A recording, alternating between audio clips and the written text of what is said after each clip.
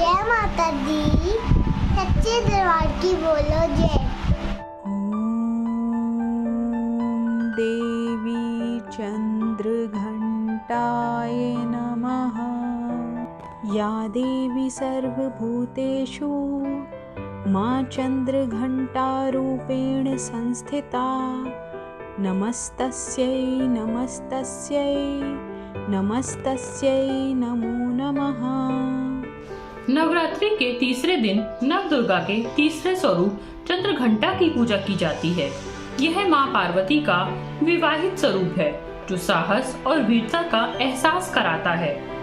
माता के माथे पर घंटे के आकार का अर्धचंद्र सुशोभित है। यही कारण है कि माता के इस स्वरूप को चंद्रघंटा कहा जाता है। माता की 10 भुजाएं हैं और प्रत्येक भुजाओं में अलग अलग शस्त्र विराजमान हैं।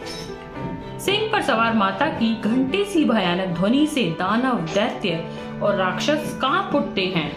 हिंदू शास्त्र के अनुसार जब देवताओं और असुरों के बीच लंबे समय तक युद्ध चल रहा था, तब असुरों के स्वामी महिषासुर ने देवताओं पर विजय प्राप्त कर इंद्र का सिंहासन छीन लिया और खुद स्वर्ग का स्वामी बन बैठा।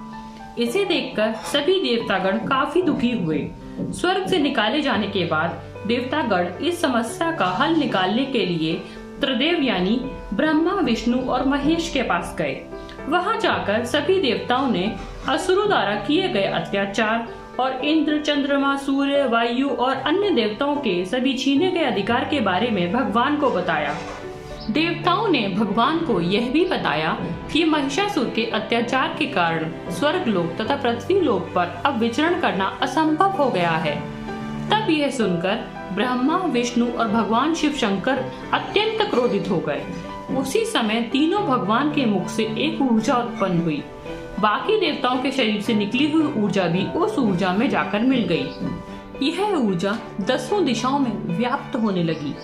तभी वहां एक कन्या उत्पन्न हुई। तब भगवान विष्णु ने उनको चक्र प्रदान किया।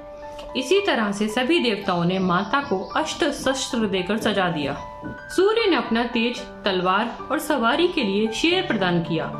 तब देवी सभी शस्त्रों को लेकर महिषासुर से युद्ध के लिए पहुंच गईं। उनका यह विशाल रूप देखकर महिषासुर भय से कांप उठा। उसने अपनी सेना को मां चंद्रघंटा के ऊपर हमला करने को कहा।